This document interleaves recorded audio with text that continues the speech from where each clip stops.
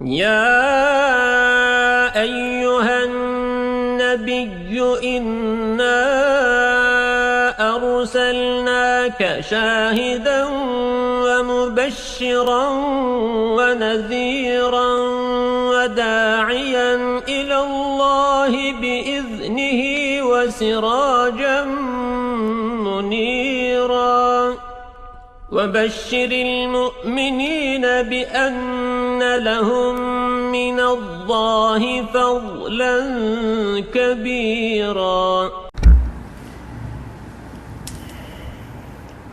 بسم الله الرحمن الرحيم. السلام عليكم ورحمة الله وبركاته. إن الحمد لله نحمده ونستعينه ونستهديه ونعوذ بالله من شرور أنفسنا ومن سيئات أعمالنا. من يهده الله فلا مضل له ومن يضلل فلا هادي له. أشهد أن لا إله إلا الله وحده لا شريك له وأشهد أن محمدا عبده ورسوله لا نبي بعده.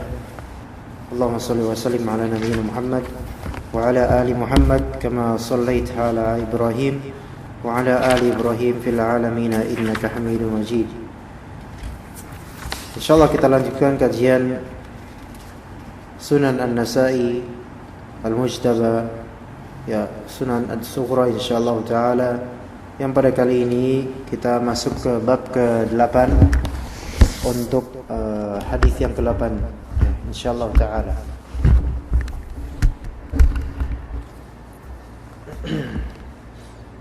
Hadis ke-8 ini masih berbicara tentang as-siwak. Babnya bernama atau unwan dan terjemahnya adalah as-siwaku fi kulli hin. Al-Imam An-Nasa'i rahimahullah ta'ala menjadikan terjemah atau unwan judul babnya ini merupakan hasil istinbat beliau dari hadis yang ada di dalam bab tersebut. Dalam hadis ini disebutkan bahwasanya Rasulullah SAW, mafhumnya beliau rutin bersiwak ketika mau masuk rumah, sehingga dapat dipahami jika hal yang remeh seperti masuk rumah saja Rasulullah SAW memulai dengan bersiwak, maka ini menunjukkan as-siwak fi kulli hin, yaitu sunnahnya bersiwak di beragam macam waktu, ya, segala waktu, ya.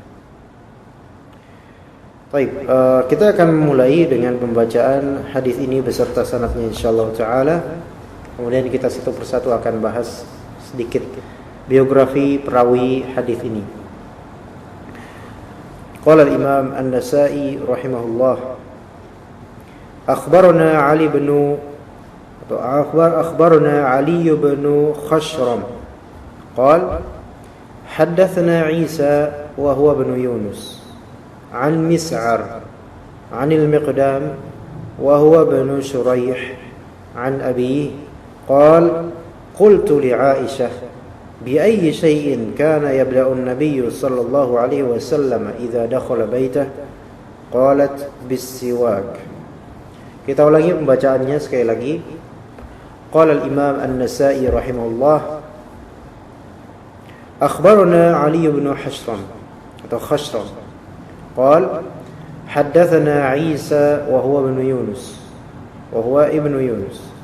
عن مسعر عن المقدام وهو ابن شريح عن أبيه يد شريح قال قلت لعائشة بأي شيء كان يبدأ النبي صلى الله عليه وسلم إذا دخل بيته قالت bisiwak. Kita akan memulai pembacaan di sini. Akhbarana Ali bin Khashram, Ali bin Khashram Al-Marwazi.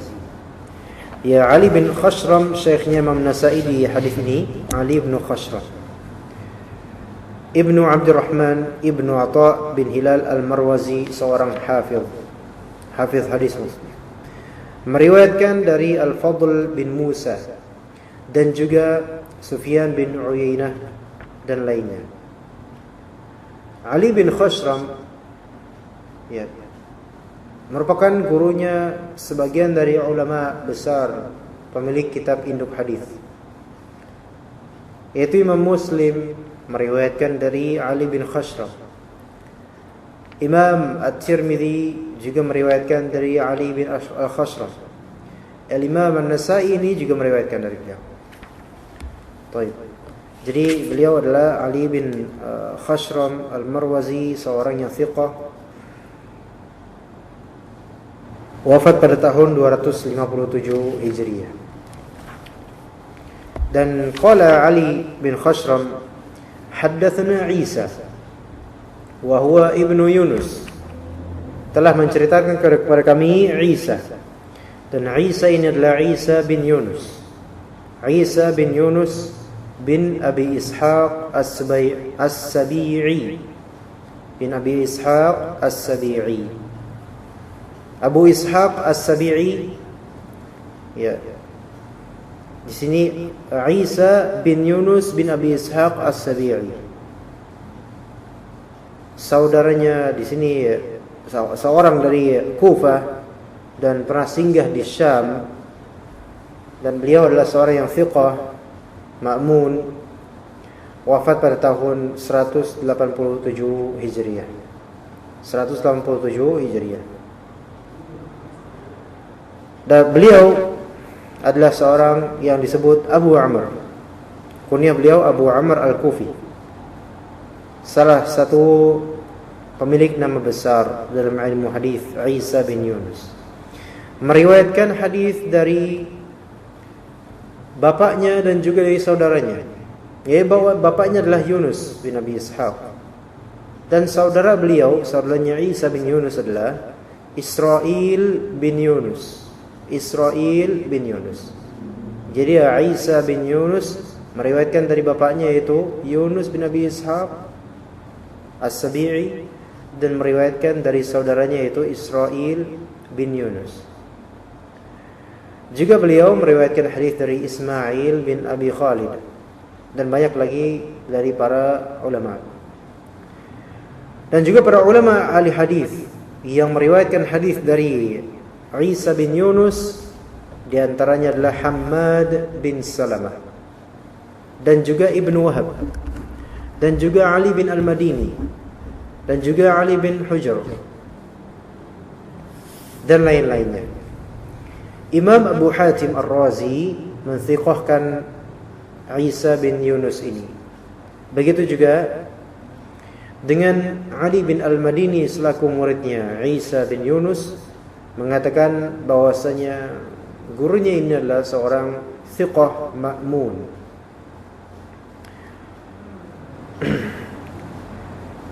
Suatu ketika Isa bin Yunus datang ke Sufyan bin Uyainah. Maka Sufyan bin Uyainah pun berkata kepada Yunus atau Isa bin Yunus ini, marhaban bil faqih ibnil faqih ibnil faqih. Maksudnya gini, selamat datang wahai Yunus, antum adalah seorang yang faqih, dan antum adalah anaknya orang yang faqih, dan antum adalah cucunya orang yang faqih. Jadi Isa ini digelari oleh Sufyan bin Uyainah sebagai seorang yang ahli fiqih.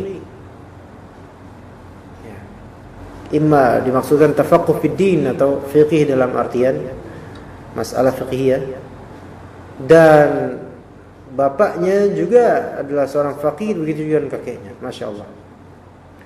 Baik. Jadi kita tadi sudah membahas tentang Ali bin Khashram dan juga atasnya itu Isa bin Yunus. Kemudian kita lihat Isa bin Yunus meriwayatkan dari Mis'ar bin Kidam. Mis'ar bin Kidam bin Zahir Al-Hilali Abu Salamah Al-Kufi. Sebagaimana Isa bin Yunus dari Kufah, maka Mis'ar pun dari Kufah. Baik, itu adalah Mis'ar bin Kidam. Mis'ar bin Kidam meriwayatkan hadis dari Atha, juga dari Sa'id bin Abi Burdah, juga dari Al-Hakam dan lainnya. Dan para ulama yang meriwayatkan dari Mis'ar adalah Sulaiman At-Taimi dan Ibnu Ishaq, juga Syu'bah bin Al-Hajjaj, juga Sufyan Ats-Tsauri dan lainnya dari para ulama. Ya. Muhammad bin Bishr berkata bahwasanya Mis'ar bin Kidam ini mempunyai 1000 hadis. Ya, kana indahu 1000 hadis. Bahwasanya Mis'ar bin Kidam ini memiliki 1000 hadis. Al-Qattan berkata, "Ma ra'aitu mithlah, kana min athbatin nas." Saya tidak melihat orang yang seperti beliau. Dan beliau adalah di antara ulama yang paling kokoh dalam bidang hadis. Wa qala Syu'bah, Imam Syu'bah, ya. Dan kita tahu Imam Syu'bah tadi adalah orang yang meriwayatkan hadis dari Mis'ar bin Kidam ini. Syu'bah berkata, kana yusamma al-mushaf liitqanihi, yaitu Mis'ar disebut sebagai al-mushaf. Kenapa? Karena saking mutqinnya dalam hafalannya. Ya, wallahu ta'ala alam. Mis'ar bin Kidam ini wafat pada tahun 153 Hijriah. Ya, 153 Hijriah. Dan beliau adalah seorang tabi'ut tabi'in. Ya. Baik, setelah Mis'ar kita menuju ke perawi atasnya, tabaqat atasnya, itu Al-Miqdam. Wa huwa Ibnu Shuraih. Al-Miqdam bin Shuraih bin Hani bin Yazid Al-Harithi Al-Kufi, juga seorang tabi'ut tabi'in. Al-Miqdam bin Shuraih seorang perawi yang meriwayatkan dari bapaknya sendiri, yaitu dari Shuraih. Ya. Dari Shuraih bin Hani bin Yazid. Dan beliau juga meriwayatkan hadis dari kepada anaknya. Ya, anaknya yang bernama Yazid, dan juga kepada Al-A'mash, dan juga kepada Sufyan Ats-Tsauri, dan juga kepada Syu'bah bin Al-Hajjaj dan lain-lain. Imam Ibnu Hatim Ar-Razi, Imam Ibnu Hibban yang saya maksud, Imam Ibnu Hibban menyebutkan Al-Miqdam bin Shuraih ini dalam kitabnya, itu Ats-Tsiqat. Ya. Dalam kitab Ats-Tsiqat. Dan Imam Ahmad bin Hanbal mentsiqahkan Al-Miqdam bin Shuraih. Juga begitu pula dengan Imam An-Nasa'i dalam kitab ini. Dan Imam Abu Hatim Ar-Razi berkata salihul hadis. Hadisnya bagus. Al-Miqdam bin Shuraih meriwayatkan hadis dari bapaknya untuk hadis ini terutama, yaitu bapaknya itu Shuraih bin Hani bin Yazid Al-Harithi Abul Miqdam Al-Kufi. Dan Shuraih ini juga merupakan beliau adalah seorang tabi'i, yaitu tabi'i yang mukhadram, dalam artian beliau masuk Islam di zaman Nabi sallallahu alaihi wasallam masih hidup, namun belum sempat bertemu dengan Nabi kita Muhammad sallallahu alaihi wasallam. Maka beliau, yaitu Shuraih, bapaknya dari Al-Miqdam, disebut sebagai seorang yang mukhadram, dan beliau adalah seorang yang thiqah. Seorang yang thiqah termasuk kalangan tabi'i. Dikatakan bahwasanya beliau merupakan penduduk Yaman aslinya dan singgah ke Kufah. Ya, jadi zamannya beliau di zaman Nabi sallallahu alaihi wasallam, namun lam yarahu, belum pernah melihat Nabi sallallahu alaihi wasallam, sehingga tidak disebut sebagai sahabat. Dan wafat beliau, yaitu Shuraih, pada tahun 78 Hijriah rahimahullahu taala. Beliau meriwayatkan hadis ini dari Aisyah, yang sudah pernah kita bahas tentang Aisyah radhiyallahu anha, Berarti kita sudah menyelesaikan pembahasan biografi dari para perawi hadis ini insyaallah. Alhamdulillah. Kita bahas sedikit tentang kekhususan dari sanad hadis ini. Kita tahu di sini kalau kita baca akhbarana Ali bin Khashram qala haddatsana Isa ibnu Yunus dari Mis'ar dari Al-Miqdam bin Shuraih dari bapaknya itu Shuraih, kemudian dari Aisyah. Jarak antara An-Nasa'i pada Nabi SAW terbentang ada 6 perawi. Yaitu tadi kita lihat Ali bin Khashram, kemudian Isa bin Yunus, kemudian Mis'ar, kemudian Al-Miqdam bin Shuraih, kemudian bapaknya itu Shuraih bin Hani, kemudian ke-6 Aisyah. Maka dia menjadi 6, maka ini termasuk sudasiyah. Termasuk di antara sudasiyat riwayat An-Nasa'i dalam kitab Sunan An-Nasa'i As-Sughra. Kemudian di antara kenyataan dan fakta dalam sanad ini bahwasanya semua perawinya itu thiqah. Semua perawinya thiqah dan mereka semua adalah orang-orang Kufah kecuali syekhnya dan juga Aisyah. Syekhnya yang kita tahu tadi adalah Ali bin Khashram adalah Marwazi dari Marwaz, kemudian Aisyah dari Madinah. Ya. Dan bahwasanya syekhnya yaitu Ali bin Khashram adalah perawi yang Imam Muslim dan Imam Tirmidzi meriwayatkan langsung darinya. Ya. Baik. Kemudian di antara kekhususan sanad ini, di dalam sanad ini terdapat riwayatul ibn an abih, periwayatan anak dari bapaknya. Nah, kita tahu bahwasanya Al-Miqdam ibn Shuraih meriwayatkan dari bapaknya. Ya, meriwayatkan dari bapaknya yaitu Shuraih bin Hani.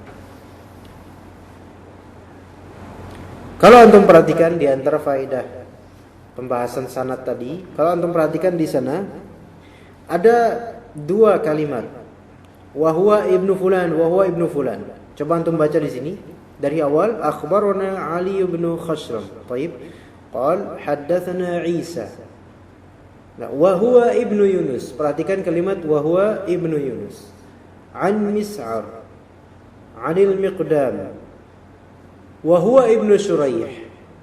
Ada 2 lafal wa huwa ibnu Yunus dan wa huwa ibnu Shuraih. Itu yang akan kita bahas sedikit.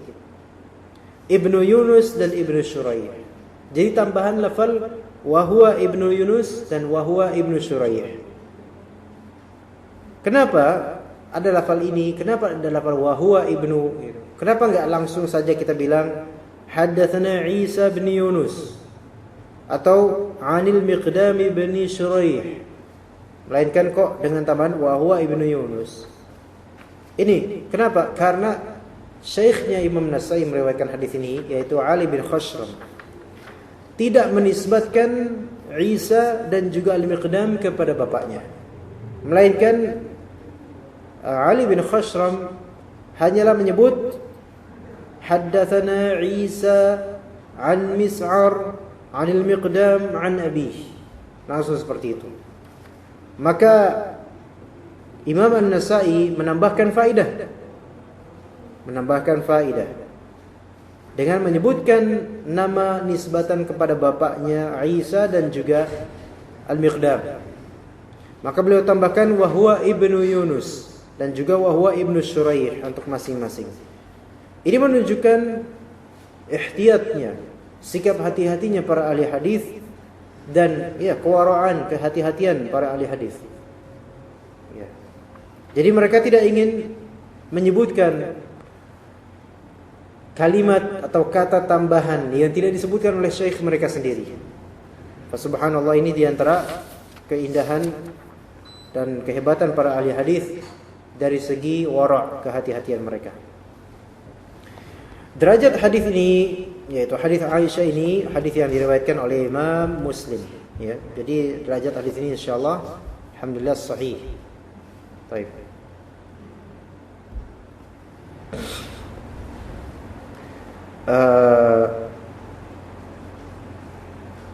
Kita sebutkan di sini di antara para perawi ya yang meriwayatkan hadis ini, coba kita lihat selain Imam Nasai dalam Sunan Sughra, Imam An-Nasai juga dalam As-Sunan Al-Kubra meriwayatkan hadis ini dari jalur yang sama, sanad yang sama. Kemudian di antara ashab al-usul, yaitu para pemilik kitab induk hadis, yang meriwayatkan hadis ini adalah Imam Muslim ya, meriwayatkan juga Imam Abu Dawud dan Imam Ibnu Majah Al-Qazwini. Imam Muslim meriwayatkan dalam sahihnya dalam kitab At-Taharah dengan sanad dari an Abi Quraib an Muhammad bin Bishr an Mis'ar. Berarti kembali ke Mis'ar. Kemudian dalam jalur lainnya Imam Muslim meriwayatkan dari Abi Bakar bin Nafi' Al-Abdi an Abdurrahman an Sufyan an Al-Miqdam bin Shuraih. Jadi Imam Muslim memiliki dua sanad dalam sahihnya. Kemudian Imam Abu Dawud rahimahullah juga meriwayatkan dalam sunannya dalam kitab At-Taharah dengan sanad dari Ibrahim bin Musa Ar-Razi an Isa ibn Yunus an Mis'ar. Jadi kembali ke Mis'ar.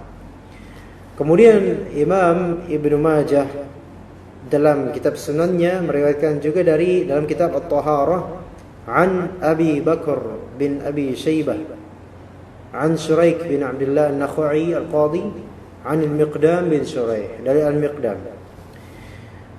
Kemudian di antara para ulama kitab induk lain yang meriwayatkan adalah Abu Awanah dalam kitab sahihnya Sahih Abi Awanah, dan juga Imam Ibnu Khuzaimah dalam sahihnya, dan juga Imam Al-Baihaqi dalam sunannya, dan juga Imam Ahmad dalam musnadnya. Baik. Kita bacakan Shuraih bin Hadi berkata, qultu li Aisyah, aku berkata kepada Aisyah, bi ayyi syai'in kana yabda'u an-nabiy sallallahu alaihi wasallam idza dakhala baitah. Bi ayyi syai'in, dengan hal apakah Nabi sallallahu alaihi wasallam ya, dengan melakukan hal apakah Nabi sallallahu alaihi wasallam memulai idza dakhala baitah, ketika beliau masuk ke rumahnya. Jadi apa sih wahai Aisyah yang dilakukan oleh Nabi sallallahu alaihi wasallam ketika masuk ke rumahnya? Maka Aisyah pun berkata bisiwak. Yani qalat bisiwak, dengan bersiwak, yaitu bisti'malis siwak. Ya, itu yang telah kita baca di hadis. Maka kita coba di sini ya membahas beberapa fawaid dari hadis ini. Di antaranya sebagian dikatakan bahwasanya hadis ini yadullu ala istihbabis siwaki 'inda dukhulil bait. Ini hadis ini menunjukkan mustahabnya siwak, yaitu dianjurkannya bersiwak. Dianjurkannya bersiwak ketika masuk ke rumah. Ya. Ibnu Daqiq Al-Aid Asy-Syafi'i, Ibnu Daqiq yang bermadzhab Syafi'i, berkata wala yakadu yujad fi kutubil fuqaha dzalik.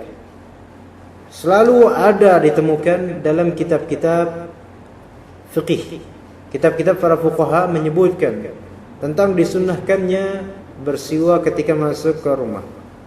Ya. Kemudian di antara faedah hadis ini juga adalah anna fihi husna mu'asharatil ahli li'annahu yazidu fil wuddi wa dawamis suhbah.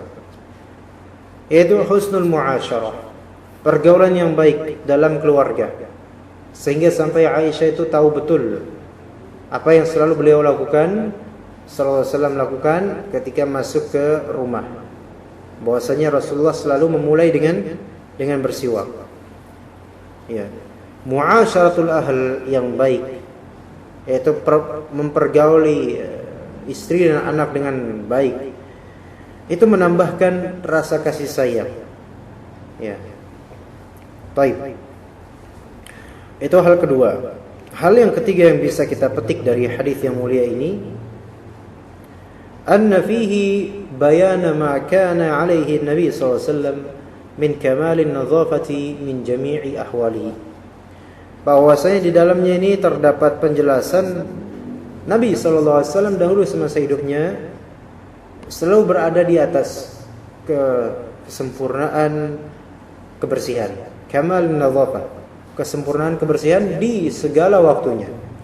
Jadi beliau ini benar-benar memperhatikan kebersihan sampai masuk rumah dia ingin memuliakan rumahnya itu juga dengan membersihkan diri, bersiwak. Maka Masya Allah. Wa minha, dan kemudian di antara faedahnya adalah fihi bayanu ma kana alaihi salaf min tatabbu'i ahwalin Nabi sallallahu alaihi wasallam. Nah, ini penting. Di dalamnya terdapat penjelasan para salaf ketika itu, tabi'in, mereka berusaha untuk mengikuti, bermutaba'ah Nabi sallallahu alaihi wasallam. Mengikuti Nabi sallallahu alaihi wasallam. Ya, mengikuti keadaan-keadaan Nabi sallallahu alaihi wasallam. Menanyakan bagaimana Nabi sallallahu alaihi wasallam jika begini. Apa yang dilakukan Nabi sallallahu alaihi wasallam ketika masuk rumah. Mereka menanyakan hal seperti itu kepada orang-orang yang telah melihat Nabi SAW, terutama ahlul baitnya.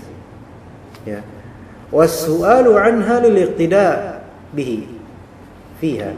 Yaitu menanyakan hal-hal seperti ini, ya, menanyakan tadi dengan pertanyaan tadi dengan tujuan iqtida', dengan tujuan untuk mengikuti Nabi SAW dalam perkara tersebut. Jadi bukan sekadar pengen tahu, melainkan benar-benar ingin mengikuti apa yang Nabi SAW lakukan ketika masuk ke rumah, bersiwak. Ya, baik. Kemudian Al-Hafidh Al-Iraqi menyebutkan bahwasanya bersiwak itu ya memang asli sunnah, namun ada waktu-waktu yang menjadi sunnah muakkadah di beberapa keadaan. Contohnya kata beliau, indal wudu'i wa iradatis shalah, ketika berwudu dan mau salat. Itu hadis yang sudah kita sampaikan pada pekan kemarin, alhamdulillah. Kemudian juga indal qiyami minan naum, ketika bangun dari tidur. Nah, ketika bangun dari tidur, sebagaimana di hadis yang kedua dalam Sunan An-Nasa'i, hadis riwayat Hudzaifah bin Al-Yaman, Rasulullah SAW, anna an-nabiy sallallahu alaihi wasallam kana idza qama min al-laili yashusu fahu bisiwak. Bahwasanya Nabi SAW jika beliau bangun dari tidurnya, beliau menggosok mulutnya dengan siwak. Dan juga sebelum tidur, ya, dan juga sebelum tidur dikatakan oleh Al-Hafidh Al-Iraqi bahwasanya merupakan sunnah muakkadah untuk bersiwak. Merupakan sunnah muakkadah untuk bersiwak. Namun hadis yang diriwayatkan oleh Ibnu Adi fi Al-Kamil fi Du'afa, dalam kitab Al-Kamil fi Du'afa, dari Jabir bin Abdullah bahwasanya Rasulullah SAW bersiwak jika beliau mau tidur. Itu di dalamnya terdapat perawi yang matruk, yaitu menjadi dhaif, ya, menjadi dhaif. Sehingga perkataan Al-Hafidh Al-Iraqi bahwasanya sebelum tidur disunnahkan untuk bersiwak itu kurang atau perlu ditinjau kembali. Sehingga sebelum tidur, bersiwak sebelum tidur tidak dikategorikan sebagai hal yang sunnah muakkadah. Namun tidak masalah dengan melakukannya. Kemudian juga di antara sunnah muakkadahnya bersiwak, al-insiraf min salatil lail, ketika selesai dari salat malam. Sebagaimana hadis yang diriwayatkan oleh Ibnu Majah, hadis riwayat Ibnu Abbas radhiyallahu anhuma dengan sanad yang sahih, beliau berkata, kana Rasulullah sallallahu alaihi wasallam yusalli bil laili rak'ataini thumma yansarifu fayastak. Bahwasanya Rasulullah SAW salat di waktu malam dua rakaat, kemudian insiraf, yaitu kemudian berpaling untuk bersiwak. Ya. Kemudian di antara sunnah muakkadahnya siwak juga inda qiraatil Quran, ketika membaca Al-Quran. Nah, ini sudah masyhur. Kemudian di antara sunnah muakkadahnya bersiwak ketika adanya perubahan mulut, ya, baik itu karena perubahan baunya atau perubahan warna di gigi misalnya, maka disunahkan muakkadah untuk bersiwak. Dan juga sunnah muakkadah dalam bersiwak dilakukan inda dukhulil manzil, ketika masuk rumah, ya sesuai dengan hadis yang kita bahas pada hari ini.